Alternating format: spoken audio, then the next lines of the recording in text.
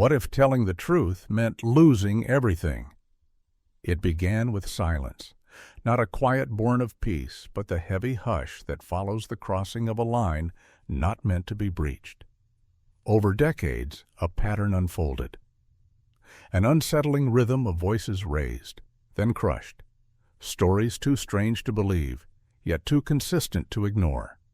Pilots, scientists, doctors, and teachers, all touched by something that rewrote the limits of what they thought possible. Each made a choice: speak and face ruin, stay silent and live with what they saw. This is not a tale of conspiracies. It's a chronicle of individuals who stumbled upon something vast and unsanctioned, events, discoveries, and truths that clashed violently with the boundaries of accepted reality. Each chapter, a life redirected. Each revelation, a thread pulled from the tightly woven fabric of consensus. The stories that follow are not meant to shock. They are meant to remember. In the quiet margins of history and science, these people risked their careers, health, and sanity in pursuit of a single question: what if we're wrong about the world? Some saw machines that defied physics. Others discovered signals in the stars, or technologies so advanced they appeared as magic. A few simply bore witness to something they couldn't explain but couldn't deny. What bound them together wasn't what they found, but what followed. Not just disbelief, but erasure. Not just skepticism, but exile. In each case, there was a moment, small, human, when the decision to speak came with no guarantee of being heard. And yet they spoke. The stories ahead are not accusations. They are invitations to wonder, to question, to reflect on the boundaries between what we know and what we dare not know. They are reminders that truth does not always roar. Sometimes it whispers through the wreckage of a silenced life. What follows is not an argument. It is a journey into the forgotten corners of human experience, a cinematic meditation on the cost of seeing too much, of asking too deeply, of not looking away. It started with a pilot whose radar locked on the impossible, a geologist whose measurements shattered timelines, a nurse who looked into eyes that were not ours. This is their story, and perhaps in some quiet way, ours as well. It started with a shape, small, white, and impossibly fast. On November 14, 2004, Commander David Fravor, a seasoned pilot with the U.S. Navy, launched from the deck of the USS Nimitz on a routine training mission. The sky above the Pacific was clear, the kind of crisp blue that pilots trust. But what he encountered shattered every expectation. Fravor spotted an object hovering low over the water. No wings, no rotors, no exhaust. It was shaped like a tic-tac, about 40 feet long, hovering with an eerie stillness, then darting with movements that bent logic. Instant acceleration, right-angle turns, stops from hypersonic speeds. Physics, as we know it, simply doesn't allow for this. He wasn't alone. His wingman, Lieutenant Commander Jim Slate, confirmed the sighting. Infrared footage recorded by another crew's weapons officer, Chad Underwood, backed them up. Radar picked it up too. Multiple sources, all aligned. It was real. And it wasn't ours. At first, protocol held. Debriefings, data collection, questions. But then silence took over. Within 48 hours, Fravor's flight records were classified. He was made to sign non-disclosure agreements. Soon after, he was transferred, grounded, and told, without being told, that this was not to be discussed again. When he spoke up, the dismantling began. His medical records were retroactively altered, painting him as unstable. Colleagues pulled away. His security clearance was suspended. He was grounded, not by gravity, but by silence. The message was unmistakable: see what you must, but speak and be undone.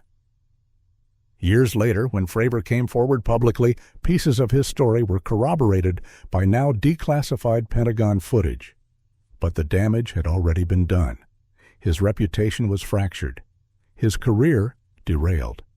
And yet he persisted, not for fame, not for revenge, but because he believed the truth mattered more than the comfort of forgetting.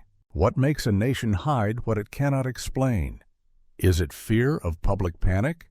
Or something deeper, an unwillingness to admit that the world is far stranger than we've dared to believe? Fravor's story isn't just about one encounter with something otherworldly. It's about what happens when reality collides with denial, when belief threatens systems, and the price of honesty is exile. He flew into the sky expecting answers. What he found was the edge of our understanding and the limits of our willingness to expand it.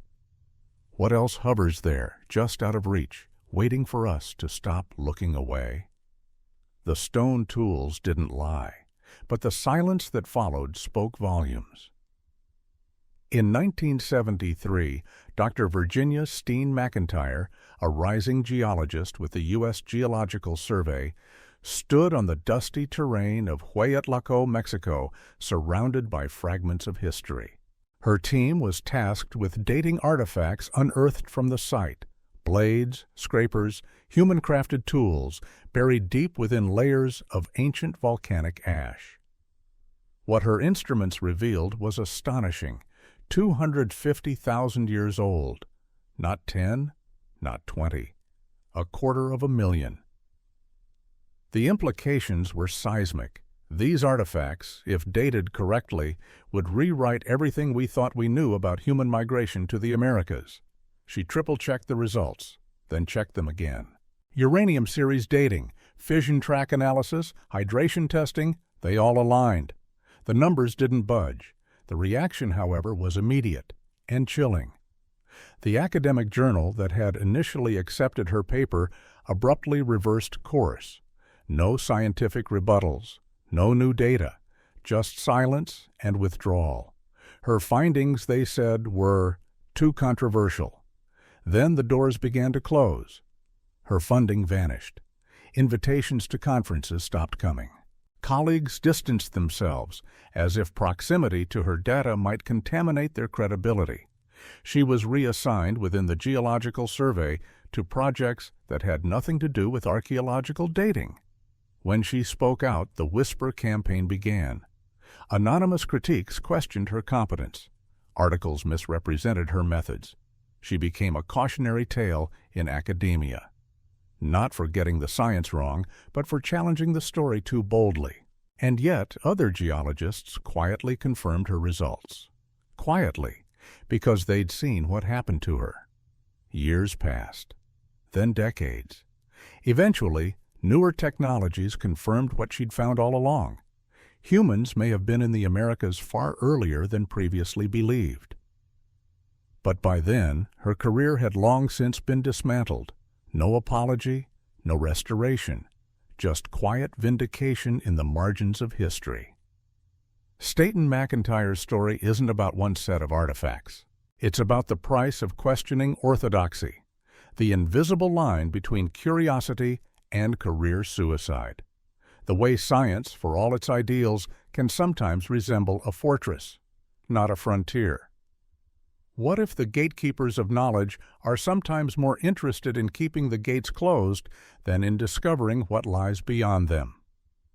And what truths remain buried, not because we lack the tools to find them, but because we're too afraid of what they might mean? She remembered their eyes, not human, not hostile, just watching. In 1980, Maria Gonzalez, a registered nurse at Walter Reed Army Medical Center, was assigned to a restricted wing of the facility. She had worked there for 3 years without incident. Her record was impeccable, but this assignment came with new protocols, non-disclosure agreements, heightened security, and a silence that felt colder than any locked door. On her first night in the classified medical unit, she witnessed something she would never forget. 3 bodies laid out on examination tables, roughly 4 feet tall, elongated heads, skin the color of ash, large dark eyes that seemed to absorb light. Their anatomy was unlike anything in her training. Gonzalez wasn't prone to fantasy. She knew anatomy understood biology. These beings were not human, at least not in any familiar sense. And yet, their bodies bore signs of respiration, circulation, even neural networks. They were real. They had lived. And now, they were being dissected like secrets. She recorded her observations in personal notes, not to sensationalize, just to process, to remember. But when she tried to speak with colleagues, they denied knowing anything. Some looked away. Others grew cold. Within days, her clearance was revoked. She was reassigned to general care duties, no explanation given. Then came the unraveling. Her nursing license was suspended over alleged medication errors, charges she denied and for which there was no record of prior concern. Her personnel files were quietly altered. When she sought legal help, she found her work records, shifts, payments, clearance logs had been erased from Walter Reed's system. Then came the forced evaluations, psychiatric holds, medications she hadn't agreed to, suggestions that she was delusional, paranoid, unstable. Her family was told she was suffering a mental breakdown. Years later, when other whistleblowers hinted at similar events, classified biological research, autopsies of unknown beings, her account began to sound less impossible. But by then, the damage had been done. Her body, worn down by institutional gaslighting. Her reputation, stained beyond repair. Her truth, buried beneath ridicule. Maria Gonzalez's experience is not just about what she saw. It's about how quickly a life can be unraveled when it collides with something too strange to be believed, and too dangerous to be acknowledged. What if the greatest discoveries in medicine and biology aren't hidden in labs, but in locked rooms where no questions are allowed? And what does it cost to a soul, to a mind, to be told that what you saw with your own eyes was never real? He studied blueprints that bent the rules of nature. In 1987, Robert Scott, an electrical engineer with top-secret clearance, was brought into a project that didn't exist, at least not officially. A classified contractor tasked him with reverse engineering technology that, by every conventional measure, should not have been possible. The objects he examined weren't built with known materials. They didn't follow earthbound principles of energy or propulsion. One device generated power without fuel. Another exhibited room temperature superconductivity. The propulsion units manipulated gravity, not thrust. It wasn't just advanced, it was alien. Scott did what engineers do. He documented, he theorized, he drafted schematics and technical reports that outlined revolutionary capabilities. Unlimited clean energy, gravity manipulation, propulsion beyond light speed. It was science, but from a future that hadn't arrived yet. When his contract ended, Scott couldn't let it go. He saw the potential for humanity, energy without pollution, propulsion without borders. So he reached out to aerospace firms, to research institutions, to private investors. That's when the machinery of erasure began. His security clearance vanished overnight. His employment history was altered. Contractors stopped returning calls.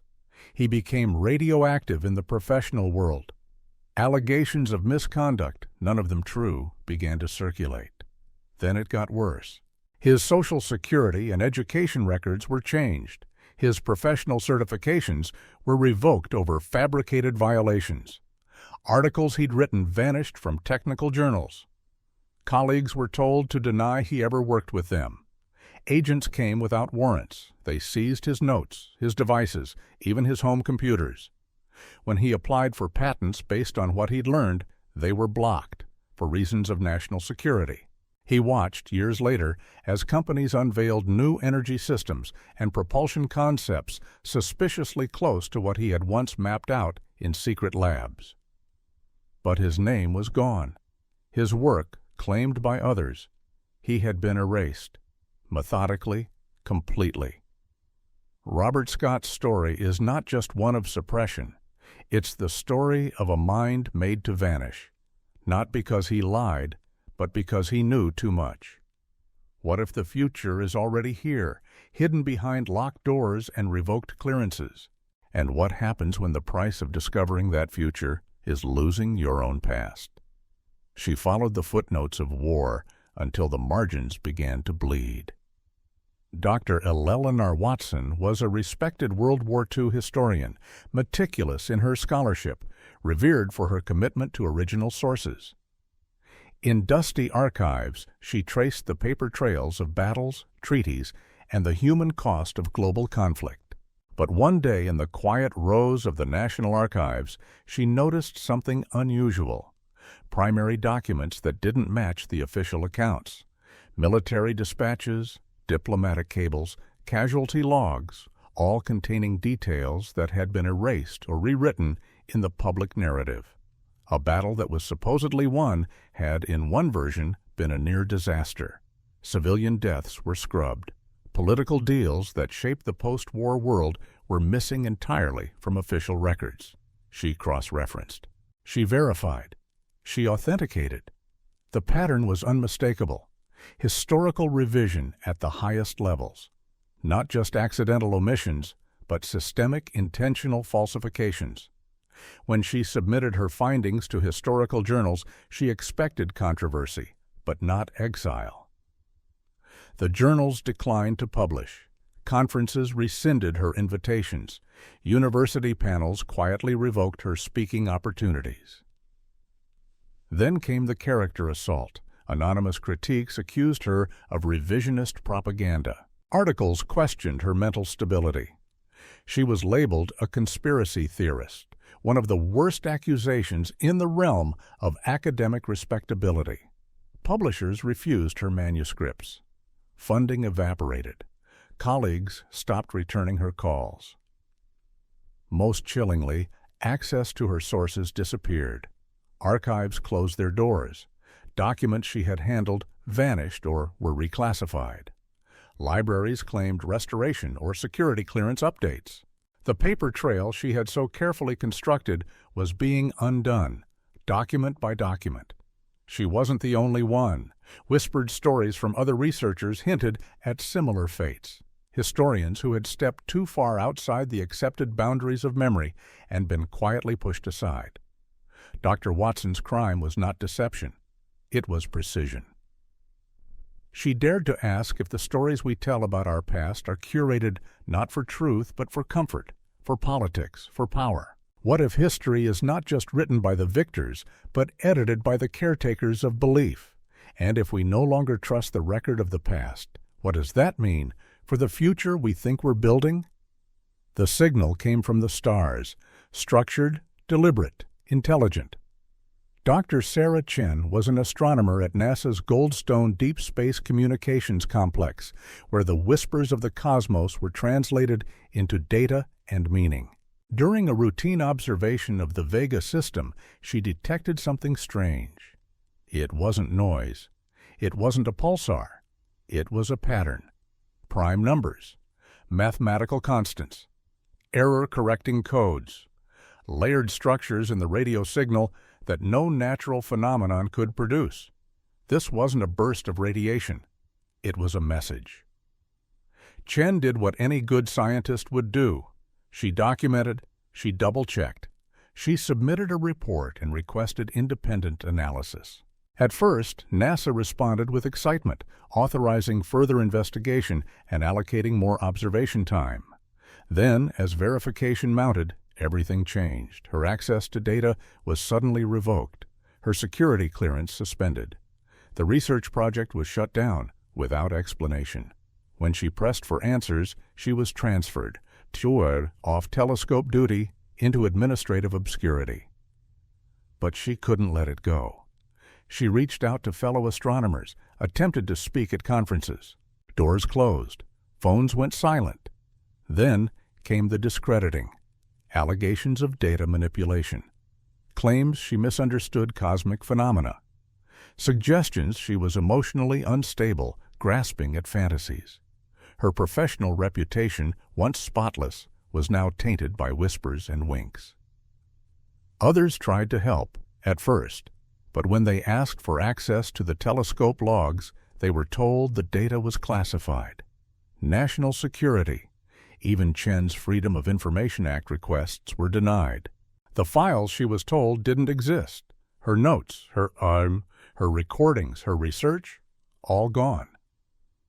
And yet, years later, similar structured signals would be reported by astronomers in other countries, only to disappear just as mysteriously. The same patterns, the same silence. Dr. Sarah Chen's story is not just about a possible message from another world. It's about what happens when the boundaries of science brush up against secrets we're not allowed to hold. What if we've already received the call and buried the phone beneath red tape and fear? And in choosing not to listen, what might we have lost? A shutter clicked and caught a glimpse of something we weren't meant to see. Marcus Rodriguez was a landscape photographer known for his striking images of desert light and silence. One afternoon in Nevada, near the edges of restricted land, he set up his tripod to capture the long shadows of twilight. But the lens caught more than he intended. High above, something moved, smooth, controlled, unnatural. Disc-shaped craft hovered and then vanished in bursts of impossible speed. No wings, no engines, no exhaust. He kept shooting. When he reviewed the images, the truth came into focus. The photographs were clear, detailed. The objects in the sky defied all known principles of aerodynamics. Metadata confirmed their authenticity. GPS location, timestamp, exposure settings. This wasn't manipulation. It was evidence.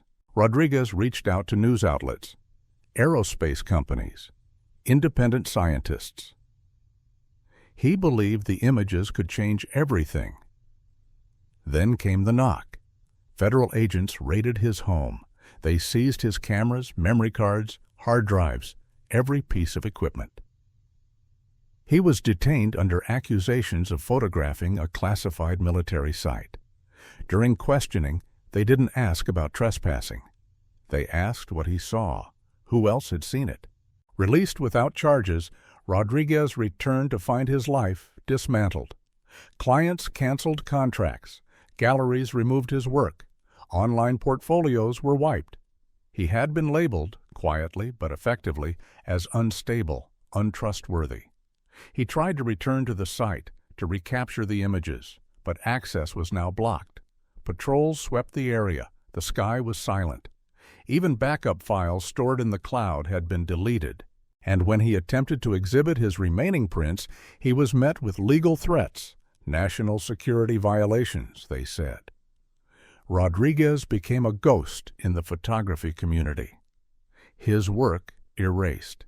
His name a cautionary footnote. But what he saw couldn't be unseen. His story is not about one photo. It's about the invisible wall that rises when truth becomes inconvenient, when something is seen that challenges the official script. What if the proof we seek isn't hidden? It's already been captured, then quietly destroyed. And how many images like Rodriguez's now exist only in memory, or not at all? They healed when they shouldn't have, bones mended, nerves reconnected, lives restored. Dr. James Patterson was an emergency room physician known for precision, not poetry. He didn't chase anomalies. He treated what he saw. But over time, certain patients began to stand out, not for how they were injured, but for how they recovered. A man with a shattered spine walked again within weeks. A woman regrew a portion of her liver without transplant. A child with irreparable brain damage regained full cognitive function. These weren't miracles. They were data points, backed by scans, lab results, and documentation. Patterson kept records, cross-referenced cases.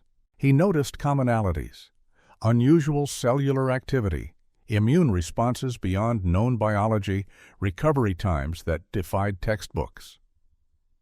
His curiosity turned into research. When he submitted his findings to medical journals, he expected skepticism. What he got was something different, dismissal without review. Accusations that he was chasing fantasies, warnings to focus on standard care. Then came the fallout. Hospital administrators suspended his privileges, citing unapproved research. His medical license was suddenly under review. Access to his own patient files was blocked. IT systems updated overnight, and when he logged in, the records were gone. The anomalous cases erased. He reached out to the patients, but they were no longer reachable. Their files had been transferred to military medical facilities. Their contact information scrubbed, their families silent. Soon, whispers began circulating. Patterson was fabricating data, experimenting unethically. His professional record, once unblemished, was now a liability. Job offers evaporated. He was left with nothing but questions, and a story no one would touch. Later, he learned of other doctors. Quiet conversations, back corridors. They too had seen impossible recoveries. And they too had been silenced. Patterson's story is not about magical healing. It's about the boundaries we place around possibility. The line between biology and belief, and how quickly that line becomes a wall. What if the human body is capable of more than we've dared to imagine? And who decides when understanding becomes too dangerous to pursue?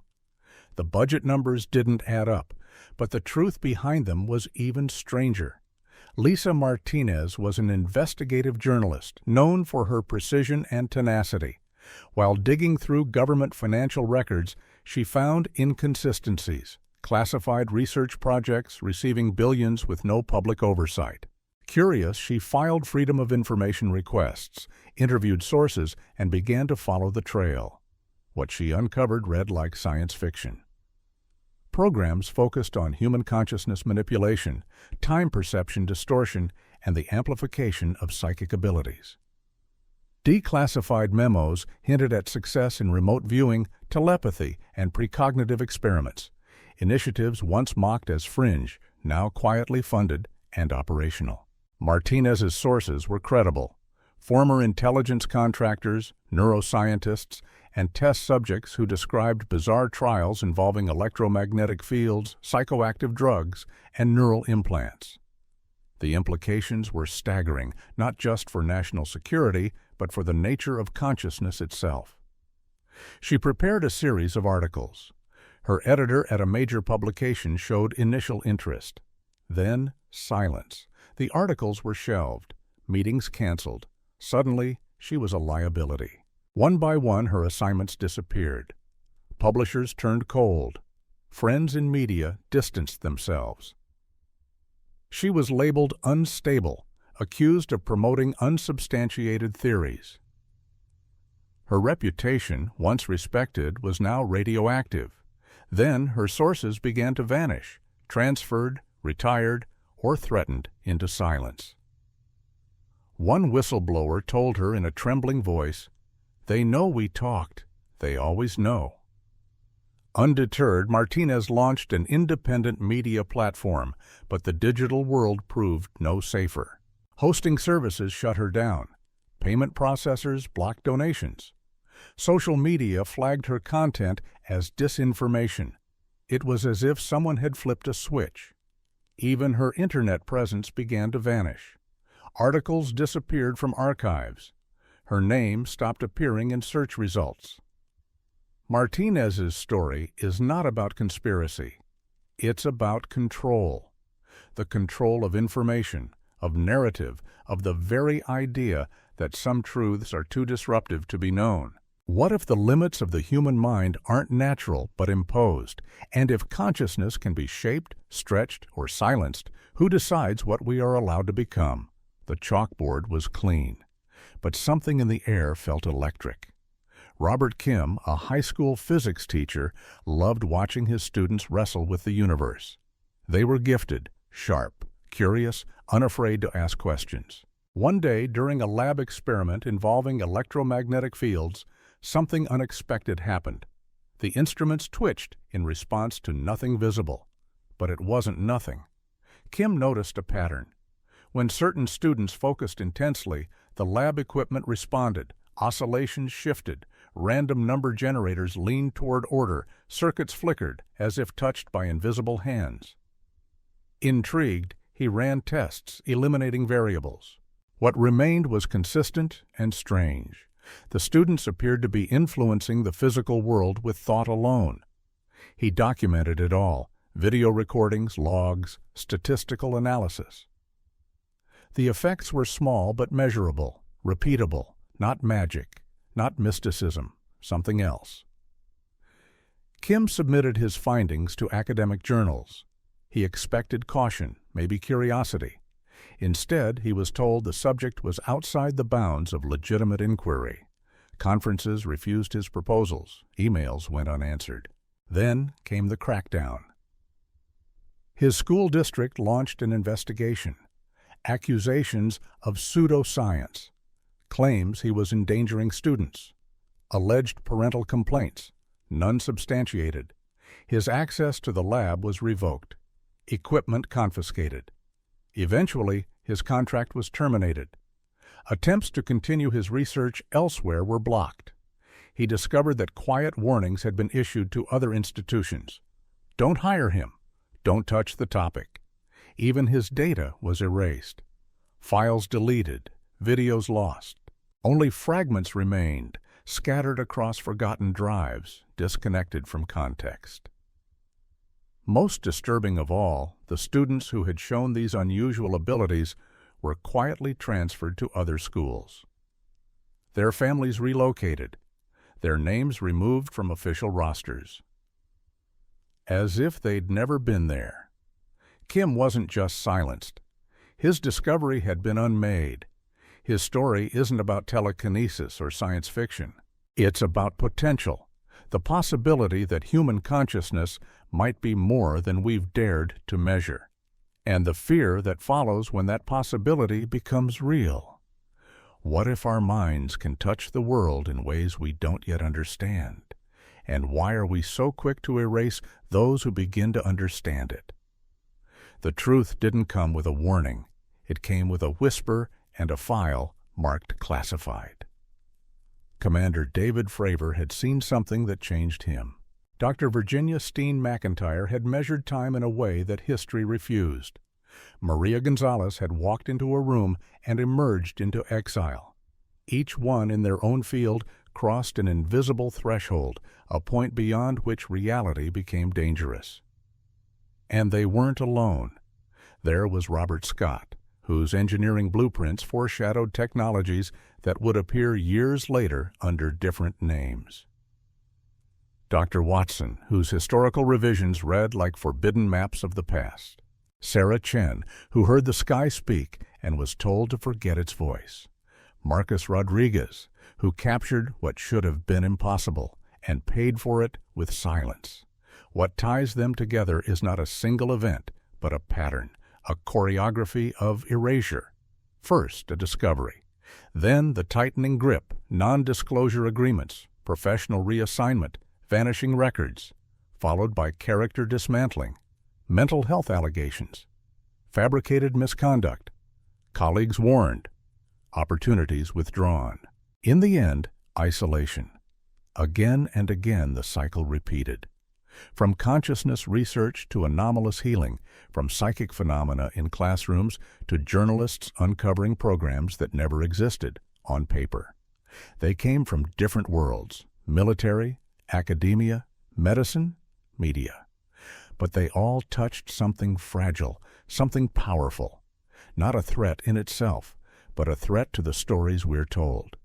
The stories we need to believe to keep the world ordered, predictable, explainable. And when those stories break, we don't change them.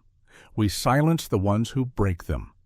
Each person thought they were helping, offering truth, expanding the map. Instead, they found the borders were guarded not by science or scholarship, but by fear, and something worse, the collective will to not know. What does it mean when systems designed to protect knowledge instead protect the limits of belief?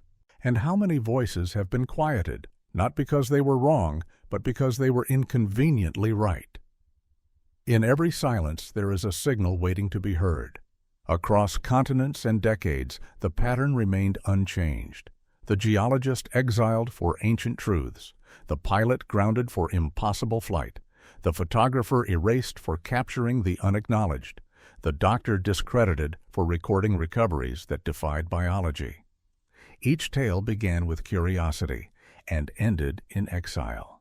But behind every forced silence was the same unspoken message. Certain things cannot be known.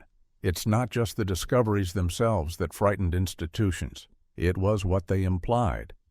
That our understanding of time, energy, biology, and even consciousness is incomplete. That reality may be stranger, more layered, more open than we have been taught. And if that's true, if the world is bigger than the boundaries we've accepted, then our systems of power, control, and certainty begin to wobble.